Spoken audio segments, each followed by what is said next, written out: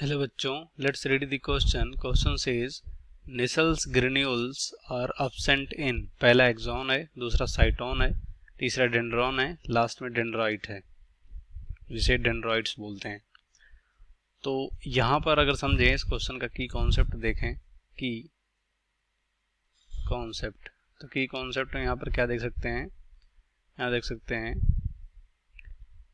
Part of neuron. तो यहाँ पर बेसिकली जो नर्वस सिस्टम की यूनिट होती है उसे न्यूरॉन बोलते हैं, नर्व सेल बोलते हैं। तो इसके बेसिकली कितने पार्ट होते हैं? 3 पार्ट होते हैं।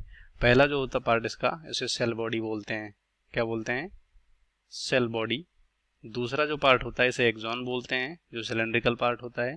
और लास्ट मेन पार्ट इसका होता है, कह सकते हो जिसे एक्सॉन टर्मिनल बोल सकते हो, और यहीं पे होता है terminal knob, terminal, axon terminal. तो जो सेल बॉडी होता है इसमें जितने कह सकते हो इसमें सेल ऑर्गेनल पाए जाते हैं वो यहीं पे होते हैं। और इसमें साथ साथ यहाँ पर कह सकते हो न्यूक्लियस भी यहीं पर मिलता है। क्या मिलता है? न्यूक्लियस। न्यूक्लियस भी यहीं पर मिलता है, न्यूक्लियोलस भी मिलता है यहाँ पर। और यहाँ पर इसका जेनेटिक मटेरियल भी होता है, और जैसे कि माइटोकॉन्ड्रिया, ये भी यहाँ पर मिलता है। तो मतलब सेल ऑर्गेनल बेसिकली साइटोन में मिलते हैं। और यहीं पर कह सकते हो जो यहाँ पर क्वेश्चन में बोला गया है, निसल्स जो ग्रेन्यूल्स होते हैं यहीं पर ये पाए जाते हैं। तो हम कह सकते हैं कि जो निसल्स ग्रेन्यूल होता है ये क्या होते हैं? ये ग्रेनुलर स्ट्रक्चर होते हैं।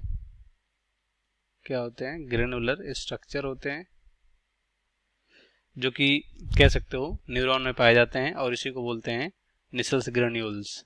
और यहाँ पर क्या होता है, मतलब निसल्स ग्रेन्यूल किसके बने होते हैं? ये बने होते हैं, कह सकते हो, या कह सकते हो ये किससे बनते हैं? ये बनते हैं रफ एंडोप्लाज्मिक रेटिकुलम। मतलब रफ एंडोप्लाज्मिक रेटिकुलम में ग्रेनुलर स्ट्रक्चर होते हैं, जिससे कि यहाँ पर निसल्स ग्रेन्यूल बोलते हैं। और यहीं पर क्या होता है? प्रोटीन सिंथेसिस होता है। और जो एक्सॉन होता है यहाँ पर कह सकते हो जैसे कि स्वान सेल हो गया, इसके द्वारा जो माइलिन सीथ सेक्रेट होता है, ये सब यहाँ पर मिलते हैं, स्वान सेल।